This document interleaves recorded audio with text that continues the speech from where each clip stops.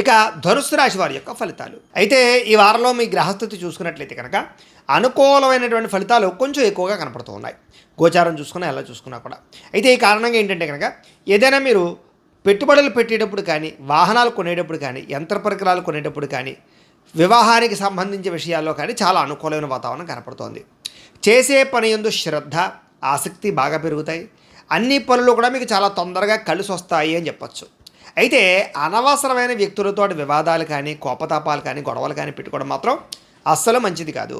అలాగే కోపంగా కానీ, ఆవేశంగా కానీ మాట్లాడడం, లేదా అనవసరమైన వ్యక్తులతోటి ఈ లావాదేవీలు జరపడం, క్రయ విక్రయాలు జరపడం కూడా మంచిది కాదు. కాబట్టి తొందర జాగ్రత్తలు తీసుకోండి. అలాగే ప్రేమికుల మధ్య ఇష్టము, అనుబంధము లేదా వ్యవహారము బాగా పెరుగుతుంది.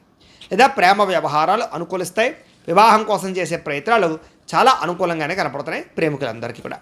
ఇక ఆరోగ్యం పట్ల శ్రద్ధ పెట్టడము, వ్యాయామాలు చేయడము, యోగాసనాలు వేయడము, మెడిటేషన్ చేయడము, అందాన్ని కాపాడుకునే ప్రయత్నం చేయడము, ఆరోగ్యాన్ని కాపాడుకునే ప్రయత్నం చేయడం లాంటివి మాత్రం ఈ వారంలో ఎక్కువగా చేస్తారు అని చెప్పచ్చు.